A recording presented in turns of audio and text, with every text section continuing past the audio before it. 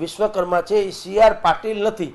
એટલે પહેલામાં પહેલો પડકાર એને એ છે જે માઇક્રો પ્લાનિંગ જે છે, બૂથ પ્રમુખ ને પેજ પ્રમુખ ને વગેરે વગેરે, એ થિયોરી ચોક્કસ છે, પણ થિયોરીનો અર્થ જગદીશભાઈને કેવી હદે લાગુ કરી શકે, આ નંબર 1 પડકાર છે. નંબર 2 પડકાર છે ભારતીય જનતા પાર્ટીમાં નવી જૂનીના ડખા જે ચાલે છે. આપણે નવી માં આવે ને નવી જૂનીના, એના છોકરામાં જે ડખો થાય એવો અત્યારે ભારતીય જનતા પાર્ટીમાં નવી ભાજપ ને જૂની ભાજપ એનો એક ડખો ચાલી રહ્યો છે.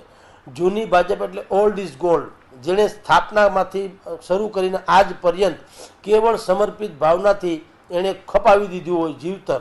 હવે એ લોકોને એના કદ પ્રમાણે પદ નથી મળ્યું, જ્યારે કે બીજા અત્યારે સોનાની ચાંદીની ચમચી સાથે જન્મા છે એ લોકો અત્યારે હાઈએસ્ટ પોસ્ટ ઉપર છે.